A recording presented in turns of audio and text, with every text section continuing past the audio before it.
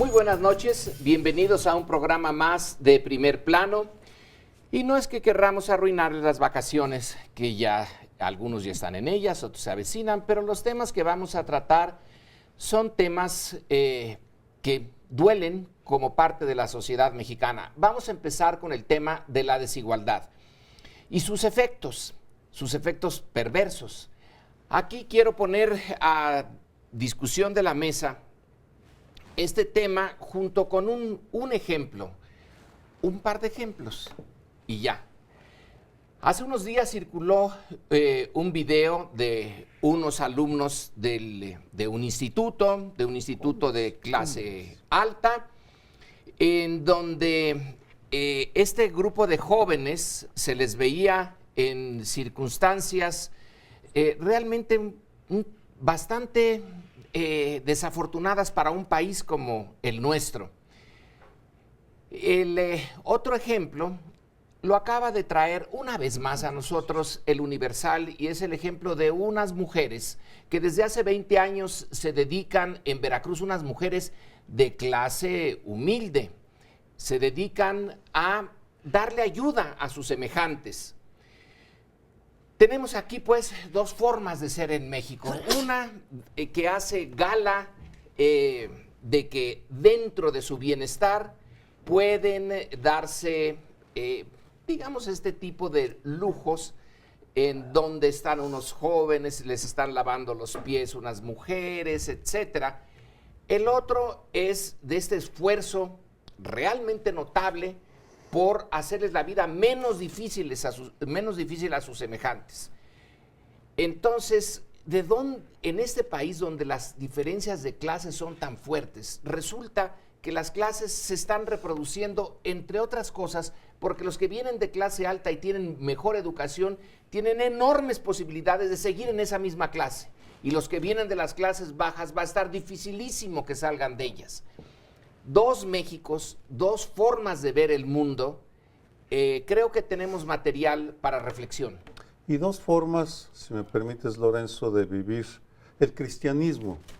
Y es Semana Santa, y tú te referías al Instituto Cumbres, fundado por los legionarios de Cristo, es decir, por una forma de vivir la religiosidad más cercana a la opulencia, al poder, a la influencia política, a los grandes negocios, y lógicamente, lógicamente su fundador termina en medio del escándalo por pederasta, cocainómano y no sé qué tantas cosas más.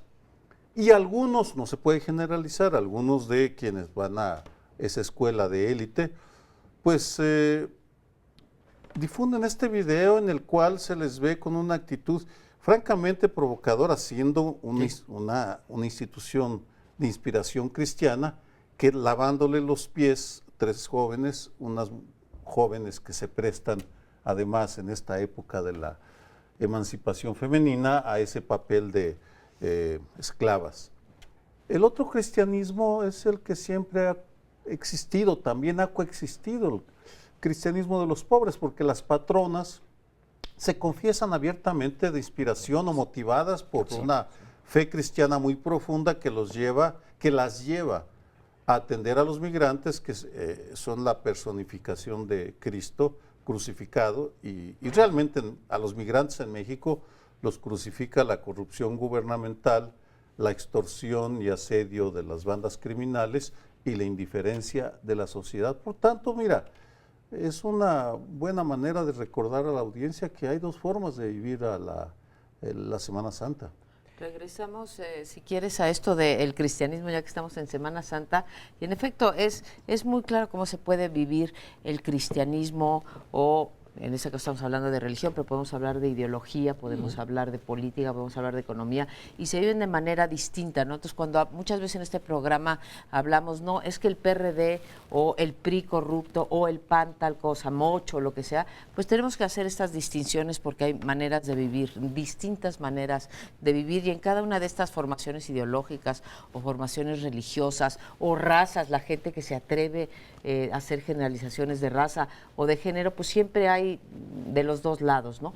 Pero el tema que toca Lorenzo es un tema que sí nos atraviesa por todos lados, que es el de la desigualdad. Y esa desigualdad, a diferencia de otros países, en primer lugar es muchísimo más profunda, ¿sí? Mientras que en este país la diferencia entre el salario de los más ricos y el de los más pobres es de 30 y tantas veces, no quiere decir que esté comparando, digamos, al de, no sé, a un empresario, a Carlos Slim, digamos, con la gente que gana salario mínimo, sino en promedios, ¿sí? Lo mismo pasa con el nivel educativo, lo mismo pasa con el acceso al crédito, lo mismo pasa, que estoy sorprendida que mientras una gente de salario mínimo dedica 30% de su salario a la corrupción, el promedio de salario dedicado a la corrupción de cualquiera de nosotros, digamos el promedio nacional, baja 15. Entonces, hasta en eso están fregados. La desigualdad pega por todos lados y es una agenda, llevamos muchos años ya hablando de reformas políticas, y es una agenda que no está, la verdad, en las plataformas de ninguno de los partidos como una agenda central y no está lamentablemente tampoco en la agenda legislativa. Yo me pregunto, ¿para qué tanta reforma electoral? ¿Para qué tanta cosa de esta? Y no estamos tocando el problema que realmente nos duele a todos, pero no podemos tener una sociedad tan desigual. Tanta reforma electoral porque lo que se juega ahí es lo que realmente les interesa a los partidos, el poder. O sea, La rebatinga por el poder, los presupuestos, los cargos. Eso precisamente como les importa por encima de cualquier otra cosa, entonces le ponen mucha atención y tenemos reformas electorales una tras otra, porque quien se quejó de que las cosas no fueron de tal o cual manera, que hubo inequidades por aquí, sobregasto de campaña, etcétera, le van exigiendo a la reforma electoral mejores condiciones en principio para quienes lo están exigiendo, pero ahí está concentrada la atención y efectivamente, sobre todo los partidos a veces hablan en términos generales de buscar una igualdad, pero no está muy claro cómo. Y no es tan fácil, desde luego somos, creo que una sociedad todavía con muchos elementos de herencia de la conquista y el virreinato, entre los cuales está la desigualdad económica, la gran distancia social que hay entre unos y otros, y la cultura. Porque esas actitudes de los más ricos, de despotismo, de desprecio hacia abajo, de prepotencia, pues de alguna forma son un reflejo de lo que fue la conquista y el virreinato, ¿no? De las clases poderosas que ven con total desprecio hacia abajo y que hacen ostentación incluso, en pleno siglo XXI, en plena situación de descontento social, de inconformidad, no solo en México, en otras partes del mundo también, pero aquí muy claramente, y hacen ostentación de sus posiciones. Esos son todavía herencias culturales de la conquista que no hemos podido quitarnos de encima, ni con la independencia, ni con la reforma, ni con la revolución, ni con la transición política que se supone estamos viviendo. Yo creo que vale la pena enfocar esto desde un punto de vista histórico para establecer la responsabilidad de algunos sectores y en particular del gobierno. Porque efectivamente cuando estalla la Revolución Mexicana tenemos una condición de desigualdad enorme, hay 5,000 haciendas que tienen latifundios enormes, hay un trabajo servil, como el que ahora estamos viendo en Baja California, en San Quintín, pero generalizado en toda la República. Viene la Revolución y establece una serie de medidas y una serie de reformas efectivas para distribuir la tierra. Cárdenas reparte casi 20 millones de hectáreas, 18,5 millones de hectáreas, y empieza un proceso de distribución y de fortalecimiento de una clase política que se va haciendo cada vez más cercana y forma una nueva plutocracia. La familia revolucionaria, y vamos hasta el gobierno de estos días, en donde el gobierno no está propiciando la distribución de la riqueza o la atenuación de la desigualdad, sino que está exactamente atizando los negocios, la riqueza de unos cuantos, porque la concentración de la riqueza es cada vez mayor y se comparte muy poco de la renta general del país por la clase más baja, ¿no? Sí. Pues estamos en una situación de regreso, por decirlo así, porque de un gobierno que se preocupaba por la igualdad en el terreno económico y social, si ustedes quieren, no en el terreno de la democracia, no en el terreno de la igualdad del voto, porque las mujeres votaron hasta el 53 se hizo la reforma, y 54 votaron, sino en el terreno socioeconómico, de la alimentación, de la protección a la vida, de la protección al derecho a la tierra, etcétera. y estamos ahora de regreso. La empatía es una de las grandes fuerzas que puede llevar a que una sociedad transite por un camino menos brutal, menos desigual. Aquí cuando propuse el tema de las patronas y de los estudiantes, ya lo dijo Sergio, de este Instituto Cumbres, aquí tenemos la empatía de un grupo de gentes con necesidades fuertes ellas mismas, pero que se dan cuenta que hay alguien que está todavía peor. Y la empatía les lleva a dar protección a alguien que el propio gobierno está persiguiendo. Y cuando empieza este movimiento, el momento en que empieza es porque a alguien lo han acuchillado y ni el médico del lugar ni nadie le quiere dar ayuda porque le tiene miedo al gobierno. El gobierno, vaya que sí, es para tenerle miedo en muchos aspectos. Pero es la enorme empatía, se pone en el lugar de quien está sufriendo y dice, lo voy a hacer, pase lo que pase. ¿Cuál es la empatía de las clases dominantes? Este grupo de estudiantes, claro, no todos los del Instituto Cumbres van a ser así, pero hay algo de falta de empatía. Sí. Uno ve a al grupo gobernante que vienen de muy buenas escuelas, de la Anáhuac, de la Panamericana, etcétera. En su educación alguna vez los pusieron en contacto con ese sentimiento que puede ser importantísimo para los gobernantes, ponerse en el lugar de los gobernados. Yo tengo la impresión de que en México eso no se da. Mira, pensaba en otros casos similares y tienes razón.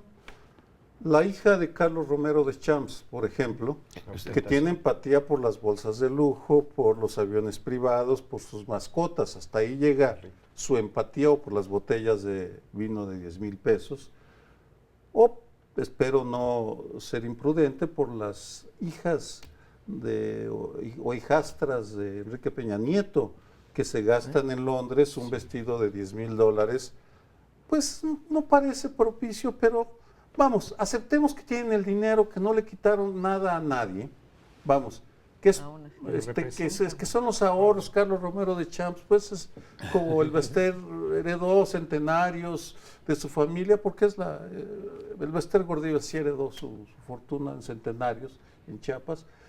Lo que sorprende es la displicencia con la cual sus padres lo toleran y guardan silencio, cuando creo que hubiera sido un buen detalle. Primero, que no hubieran hecho esta ostentación, y segundo, tal vez hacer sentir que sí, no es el momento de andar presumiendo ese tipo de atuendos, pero falta empatía. Y no es solo de los jóvenes, ellos replican la falta de empatía de sus padres, que son quienes nos gobiernan, algunos de ellos. Yo creo que tú vienes hoy muy generoso en esta Semana Santa, ya estabas así es, desde hermana el principio. Amparo. Hermana Amparo. Hermano Sergio, te voy a decir por qué me sorprende que digas que lo toleran. No es que no lo toleran, lo fomentan. Y la mejor educación es la que uno normalmente mama en casa. Puede uno cambiar, desde luego, sí, puede cambiar de muchas cosas, de ideología, pero vaya, esa es la que es importante. ¿Y qué es lo que han visto ellos? Pues la ostentación de la riqueza. Ahorita estabas hablando de las hijas o hijastras, las hijas de la primera dama, pues ellas vieron que su madre hacía lo mismo, y bueno, así nos podemos ir con varios presidentes, otra vez, no todos. Pero esta parte de la ostentación de la riqueza que nos habla que ya no hay ningún tipo de pudor en este país. Y luego se preguntan por qué las encuestas están como están, ¿no? Sí, pero eso viene de bastante atrás, porque pues sí, claro, tenemos a doña Carmen Romano, que también viajaba, volaba, te llevaba perritos y pianos de cola en el avión. Bueno, era una barbaridad. Nos quedan ya muy pocos segundos, pero lo que dice María Amparo lo sustenta un estudio reciente de alguien de Harvard. Es en la casa donde se da la parte más importante de la educación, y aquí se las dieron, pero mal. Nos vemos en el siguiente segmento.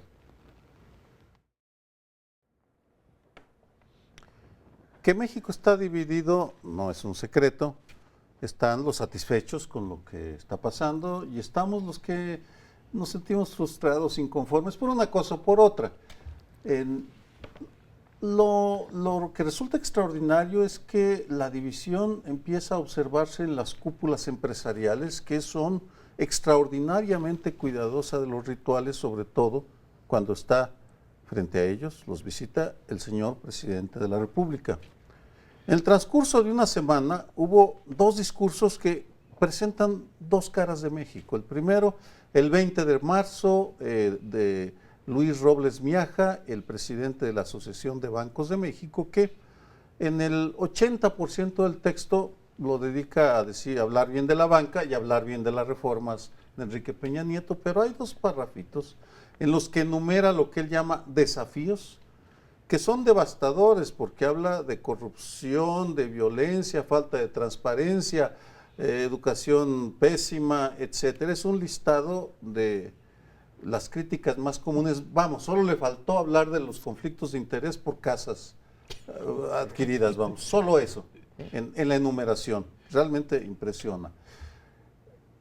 7 días después, el 27 de marzo, en otro evento de la Canacintra, el presidente de esta, Rodrigo Alpizar, pues yo creo que se consiguió algún manual del buen cortesano, porque se lanzó de una manera extraordinaria a elogiar a Enrique Peña Nieto como el gran reformador, que lo caracteriza la cordura, etcétera, etcétera, los elogios. Y luego, muy llamativo, hubo un regreso a la retórica de José López Portillo, más bien, en la cual se lanzó contra los agoreros del pasado, Agoreros, que con esa quieren palabra. incendiar al país desde las calles, desde las computadoras y desde campañas de desinformación, jóvenes Y no tan jóvenes. jóvenes.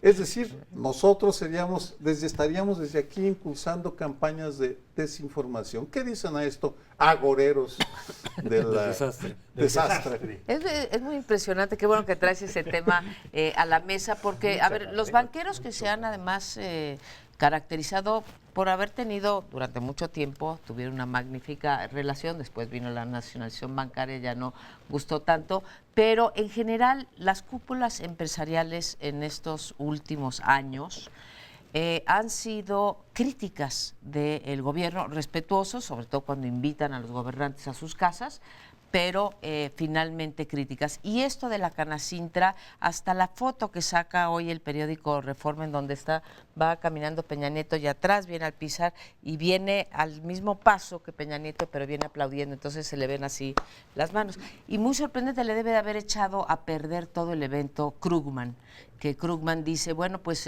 ustedes los mexicanos sigan esperando y sin hacer nada, sigan esperando el famoso milagro mexicano. Y entonces sí vino un discurso que desentona con esto de la Canacintra. Ahora, la sorpresa, Sergio, no sé si estarías de acuerdo conmigo, es que tú te sientas con muchos de los empresarios pertenecientes a la Cámara de la Industria de la Transformación en México, que no son los grandotes como el Consejo Coordinador Empresarial, y no están nada contentos. A mí me gustaría ver una encuesta de qué opinaron del discurso de su representante, porque cada vez que vamos nosotros a dar una conferencia ante estos empresarios, pues las críticas no se hacen esperar. Yo sí creo que es un reformador de la Constitución y de las leyes, Peña Nieto. En efecto, ha reformado cosas que habían estado, podemos tener buena opinión o malas de ellas, pero que habían estado sin moverse hacía tiempo. Pero esta opinión, yo creo que de verdad no pasó por el tamiz de ninguno de sus representados. Le pasa lo mismo a la democracia empresarial que a la democracia política mexicana.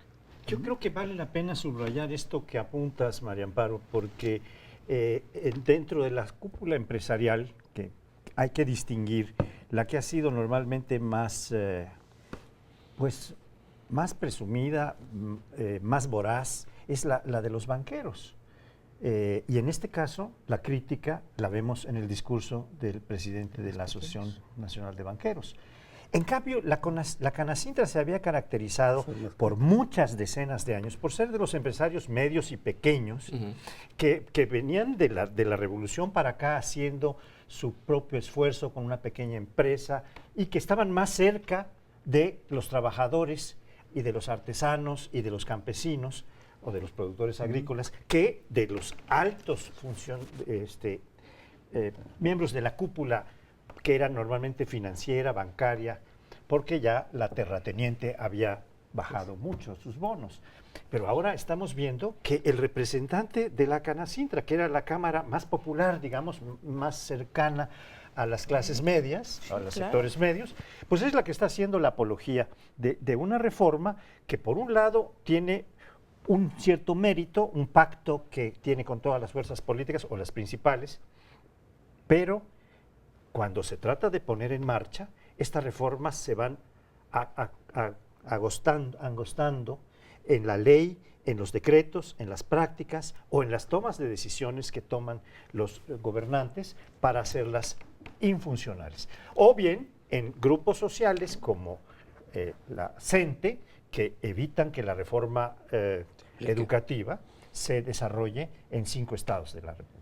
Bueno, yo difiero un poquito con lo que dijiste porque me recuerdo de la Canacintra cuyo representante era Domingo Lavín por muchos años. Era un absoluto seguidor del nacionalismo revolucionario. Estaba en contra de las otras dos grandes porque necesitaban al gobierno, necesitaban la protección del gobierno y era muy gobernista por eso. Y frente a los otros que querían más apertura, más buenas relaciones con el capital externo, etcétera, Domingo Lavín era pero la personificación de la nacionalización porque pedían la protección de papá gobierno. Y en este caso pudiera ser otra vez parte de ese síndrome, rendirle pleitesía al personaje para ver si los protege, ya no sé si a todos o a él, al representante. Por otro lado, el haber traído a Paul Krugman, eso no puede ser inocente. A Krugman, a quien yo leo todas las veces que puedo, ya se sabía por dónde iba a ir, que iba a ser una crítica dura. Y la crítica es que en realidad es estremecedora. Llevan 30 años de reformas, dice. Ya pónganse a trabajar. Y luego dice, y no funcionan. ¿Y por qué no funcionan? Su respuesta es realmente, para hacer un premio Nobel de Economía, es fantástica. Solo Dios sabe por qué no funciona. Pero lo único que puedo realmente constatar es que no funcionan. Bueno, el mensaje es contradictorio, ¿no? Por un lado, el líder, salamero como pocos, pero a quien invitó es demoledor. Y hablando de contradicciones, yo le voy a dar un giro a este tema, pero relacionado con los empresarios, porque también en días pasados se presentaron ante la cúpula empresarial los dirigentes de los 3 partidos más importantes.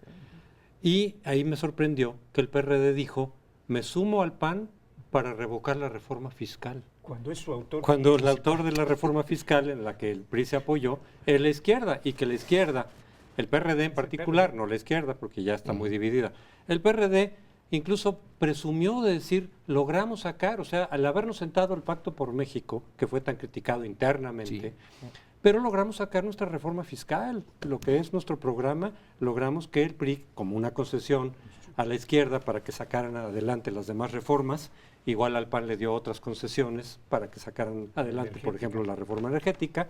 Entonces el PRD presumió la reforma fiscal. Como ahora la reforma fiscal está afectando a mucha gente y está haciendo una carga para muchos sectores, en todo caso de clase media o lo que sea, pues entonces deslindan para que todo el peso político o el costo político de la reforma fiscal vaya al PRI. Pero el PRI a final de cuentas se apoyó fundamentalmente en la del PRD, como el propio PRD lo dijo. Entonces, hablando de contradicciones y de incongruencias, pues ahí hay una más. Es impresionante, coincidirán conmigo en el auditorio, la cantidad de interpretaciones o de jugo que se le pueden sacar a unas cuantas personas, a los dichos de unas cuantas personas. Somos una cultura muy de analizar las declaraciones, las palabras todavía, y me atrevo a sugerirles una hipótesis alternativa, ya que estamos en este jugueteo con las ideas y con las teorías. Tal vez estamos analizando el presente con una categoría pretérita, que ya no es útil, porque en el pasado había un Estado, un gobierno fuerte, un gobierno central fuerte, y por tanto todos los actores los interpretaba uno en relación a cómo actuaban frente al presidente, sobre todo, que era el representante del Estado en la tierra. Bueno, pues así se interpretaba la política. ¿Y qué tal que estemos ahora ante una ausencia de Estado y ante un presidente débil y por tanto cada uno de los actores está actuando por sus propios motivos, no necesariamente pensando en que el presidente lo pueda favorecer, porque tal vez podrá favorecer al presidente de la Canacintra consiguiéndole una diputación con el Verde, por ejemplo. Podría. Sí. Pero difícilmente puede llevar a cabo una reforma estructural para favorecer A la mediana y pequeña industria en estos momentos. No lo sé, pero me parece que ante lo que estamos viendo de ausencia de Estado, de dejadez del Estado, más bien tenemos que pensar en unas formas analíticas diferentes. Mira, ausencia de Estado es precisamente lo que atravesaba todo el discurso al cual hacías tu mención de Luis Robles, ¿sí? Tenemos un Estado débil, no hay Estado de Derecho, la ausencia de Estado de Derecho que lleva a la corrupción, a la violencia, a la impunidad, etcétera, muestra la debilidad del Estado y lo que estaban haciendo ahí, pues no solamente estaban los banqueros, estaba todo el Consejo Coordinador Empresarial, etcétera, estaban marcando una agenda, espero que no nada más legislativa, porque yo le diría a Krugman que aparte de esas reformas económicas que no han surtido efecto, pues también están todas las reformas políticas que tampoco han surtido, o sea, llevamos la de seguridad y justicia, que ustedes me dirán en el 2008 para nada, la de derechos humanos, que ahora vamos a tratar también en un ratito más el tema, y tampoco la electoral, y seguimos litigando elección tras elección a los procesos. Entonces, ahí están marcando una agenda, yo creo la agenda olvidado en términos de política pública. Yo ya no quiero más cambios de leyes, man. Pero entonces, ¿para qué? Si tú dices, Sergio, si el Estado ya es débil, entonces, ¿para qué tal lambisconería? ¿A quién le estaba haciendo esas caravanas de la Canacintra? A lo mejor también ellos están en algún momento pensando en el pasado. Ya no tiene sentido hacerle tantas caravanas. Y eso que ustedes no aplauden, les dijo, ¿no? Sí. Mira, Ese era el encabezado, sí aplauden. son todas interpretaciones porque ante la magnitud de la problemática que enfrentamos como país, ante el desajuste de las instituciones, ante los cortes tan terribles y las fracturas y las divisiones, pues tenemos que buscar claves interpretativas que por ahora tenemos que parar. Regresamos. Regresamos y con el tema electoral. Miren ustedes, a veces nos critican que porque no sabemos reconocer los avances del país, y creo que sí sabemos reconocerlos, pero de repente pues sí no nos ayudan en nada los políticos. Esta última semana, que ya son los últimos días de este periodo muy raro que tenemos en México, que se llama entre campañas, porque ya el día 9 o el 7 de abril empiezan ya las campañas, no hemos tenido más que noticias que nos erizan los pelos con respecto a las autoridades electorales y también los partidos políticos, porque aquí nos toca por los dos lados.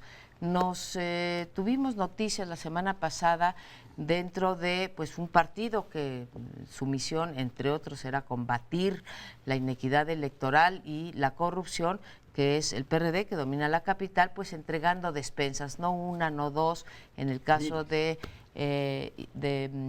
la delegación Cuauhtémoc, pues 11,000 despensitas para adquirir el voto.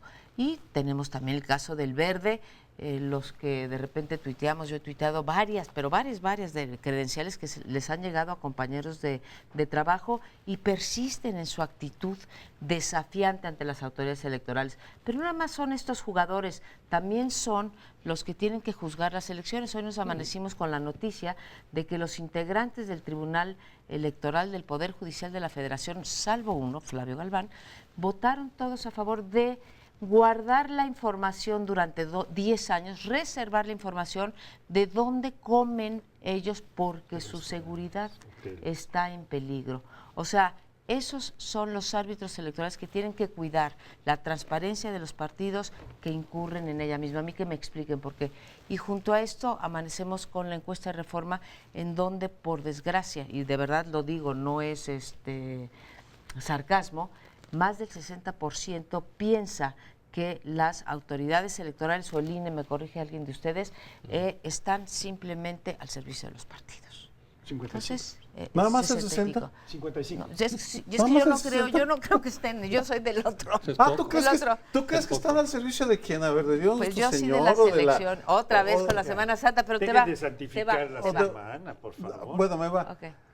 María Amparo, Dígame el usted. caso del Instituto Nacional Electoral es absolutamente patético porque sale evidencia de que lo controla el PRI y el Verde en la práctica a través de Marco Antonio Baños y nos hablan los spots del Instituto Nacional Electoral. Es como si viviéramos en una democracia sueca. ¿En cuál spot hablan de las despensas? Que es un problema nacional. No solo el PRD ni el Verde, No, son todos, todos. todos. Todos y todas. Vamos, ahí sí le entran, en serio. Todas. ¿En qué momento el Instituto Nacional Electoral habla de las elecciones en zonas de riesgo? No me refiero solo a Guerrero, Tamaulipas, por ejemplo, Michoacán. Se empeñan en negar la realidad y nos convocan a unas elecciones en las cuales ellos mismos no están siendo capaces de darnos un diagnóstico preciso. Yo le creería al INE en el momento en que hicieron una investigación a los actos delincuenciales del Verde, que todos lo conocemos, pero guardan silencio. Lo regañan, pórtense bien, Una multa. cumplan con la ley porque si no les pueden ser castigados. Ese es el tono, es un tono de predicadores, de frailes mendicantes Y sí. que no tienen la capacidad de aplicar la ley porque no pueden, no porque no quieran. ¿Sí? Vamos, es Ahí un va la caso de... réplica. vamos tú, perdón, yo me detengo Órale, va porque otro. A ver. evidentemente me exasperan porque por ellos luchamos, por ellos nos la jugamos para que fueran independientes y autónomos y al igual que Fox se afoxaron, se Dices, avicentaron. mira, mi gesto fue porque es que no quieran, es que no pueden, sí pueden quitar Sí, claro el que registro al Al verde verde. ecologista. Hemos dicho que de pronto es una decisión muy difícil y que por eso tendría que haber sanciones intermedias, como por ejemplo, no les quito el registro, pero en esta contienda ya no compiten, que eso sería estupendo. Pero se puede quitar el registro porque sí está en la ley el que quien infringe la ley reiteradamente Así en es. cuestiones vinculadas con financiamientos, etcétera, en este caso además las despensas, las credenciales que manda el Verde, pasando por encima de todos los acotamientos que le hacen las autoridades, sí hay tarjeta roja, no son solamente las amarillas. Entonces ya van varias veces que sacan la amarilla. Pues digo, si en un partido de fútbol viéramos que Coincidencia. sacan las amarillas varias veces, pues ya sacan la roja, ¿no?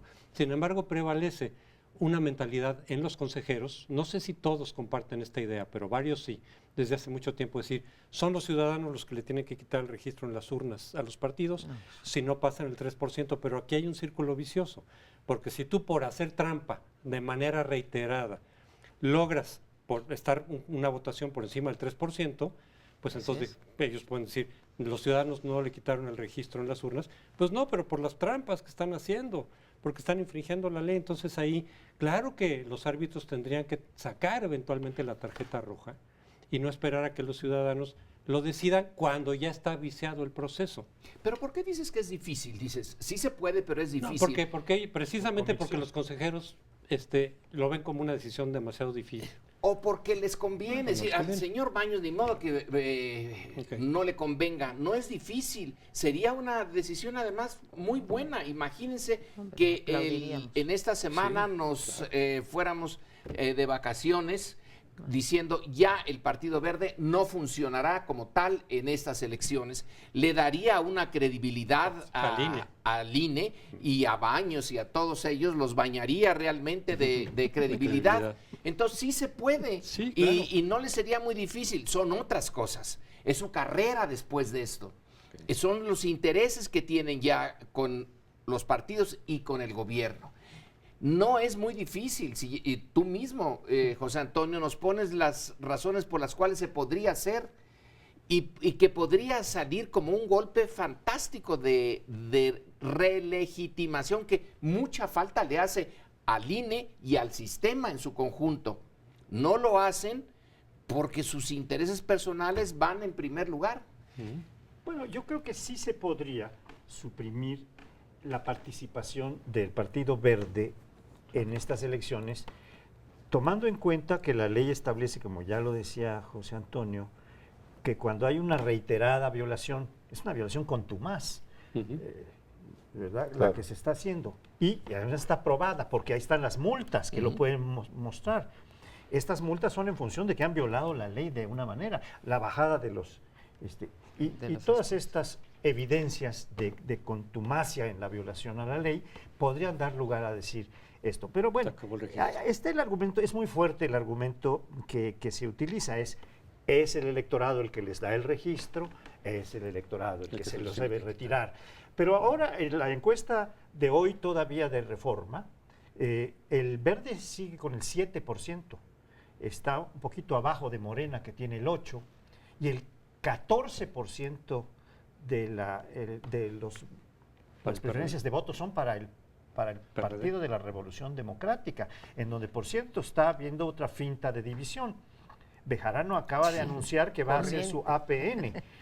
Habíamos dicho que se quedaba porque él mismo lo dijo, pero ahora ya está preparando su salida como una especie de revancha porque no le dieron las diputaciones que quería, sino otras. Y estamos teniendo el 32% de preferencia por el PRI y el 22% por el PAN. Ya hay una distancia entre PAN y PRI de 10% que había aparecido en la semana pasada, que comentamos que estaba mucho más cerca. Aunque eran encuestas distintas, Eran ¿no? encuestas distintas, una de parametría y esta es la que hace Reforma. Pero en fin, en todo caso nos van dando indicadores de cómo va el proceso. Yo quiero nada más agregar que la violencia que está habiendo en alrededor de 11,000 ¿cómo se llaman? Secciones electorales es muchísimo mayor, es más del doble de la que se declaró en las elecciones anteriores. Otro dato preocupante, así como hablamos de la deslegitimación de el INE, y si tuviera tiempo, pues yo no creo que cada uno de los consejeros esté respondiendo a un partido, y creo que se debería de fortalecer. Yo no creo que Lorenzo Córdoba, por poner ahorita al presidente, yo no creo que responde a ninguno de los 10 partidos que está digamos, o que van a estar en la boleta electoral. Pero en fin, luego vamos, los otros deslegitimados son los partidos. La misma encuesta de Reforma que está hablando Paoli dice que todos los partidos tienen más negativos que positivos, y entre esos vamos a tener que optar.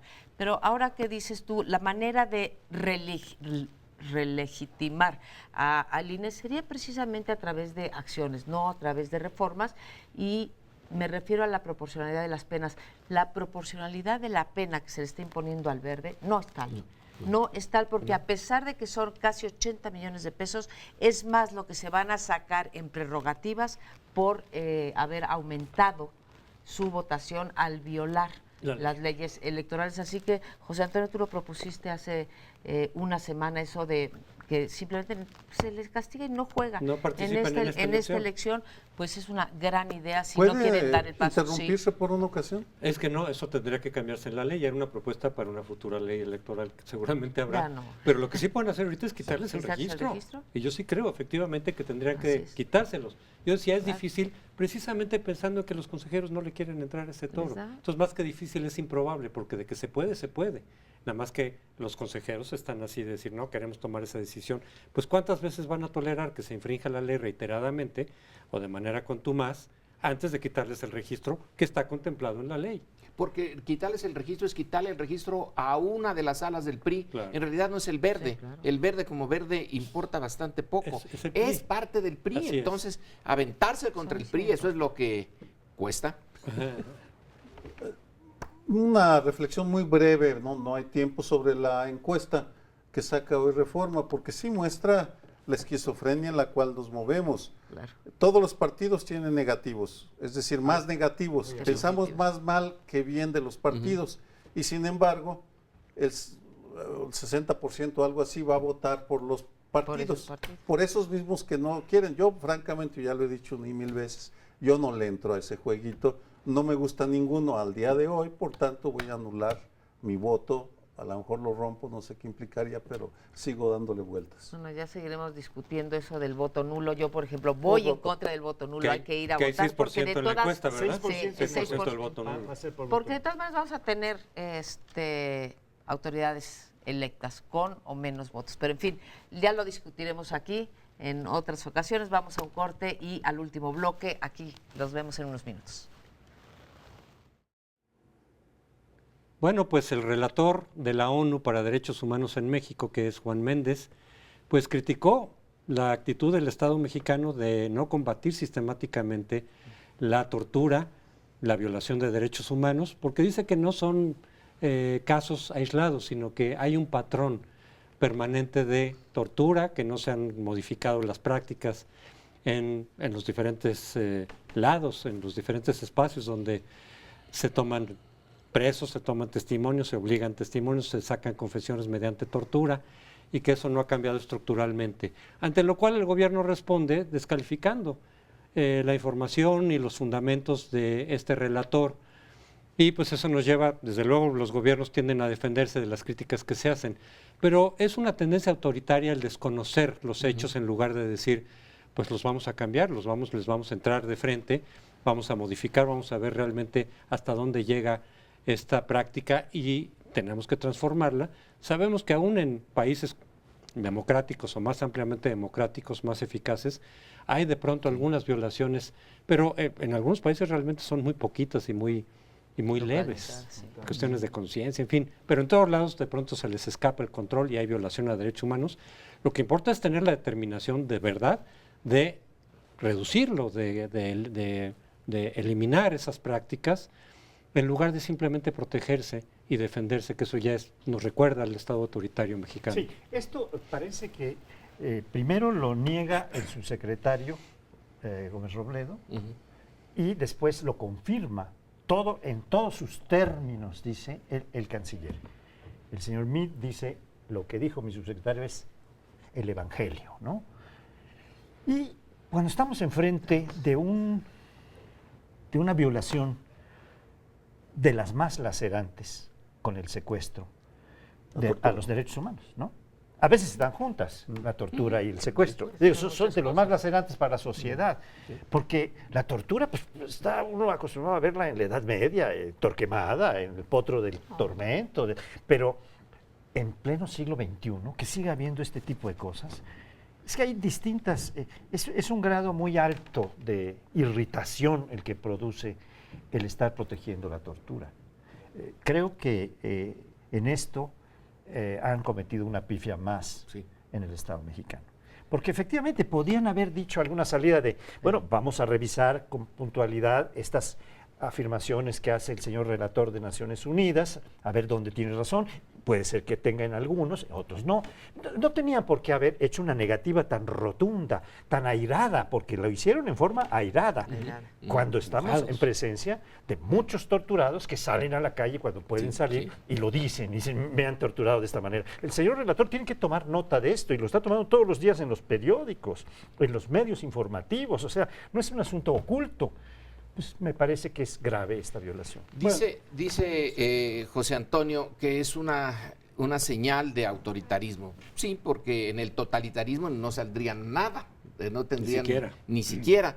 Pero aquí estoy viendo un patrón de matar al mensajero. El programa de Carmen Aristegui en MBS debió de molestarlos mucho. Entonces, en vez de hacerle frente a las noticias, por ejemplo, lo del conflicto de intereses, lo de Tlatlaya, etcétera, la cortan. Aquí la respuesta de Meade y del gobierno mexicano es: no vamos a cooperar ya con ese relator de Naciones Unidas. Y ayer, cuando se estaba en el periodo que está comentando esto, las noticias en la jornada, ahí se contrasta una entrevista con un señor de Oaxaca que ya no puede hablar bien, que ya no puede caminar bien porque le hundieron el cráneo y luego señala que lo metían, lo ahogaban en un excusado con heces fecales, etcétera, que él pedía que ya lo mataran.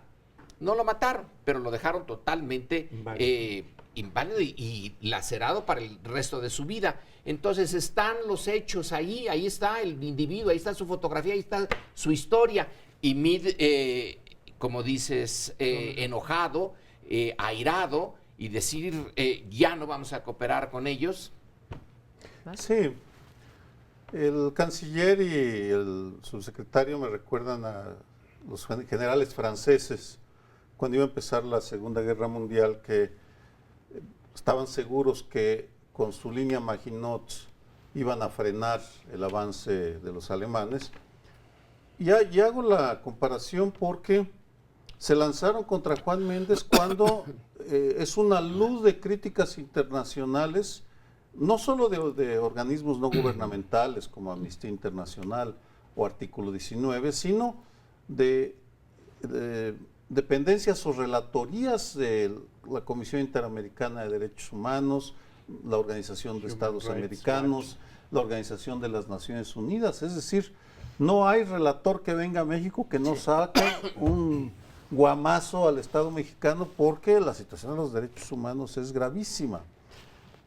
Es bien interesante porque a los 2 o 3 días, a lo mejor no hay coincidencia, pero me llamó la atención, la semana pasada vinieron estas declaraciones y el 27, Javier Hernández, el representante del Alto Comisionado de Naciones Unidas para los Derechos Humanos en México, un peruano, se lanzó bien duro de una manera muy curiosa porque les dijo a los mexicanos, a los que estamos inconformes, dijo, ya dejen de poner likes y de firmar cartas, movilícense para exigir que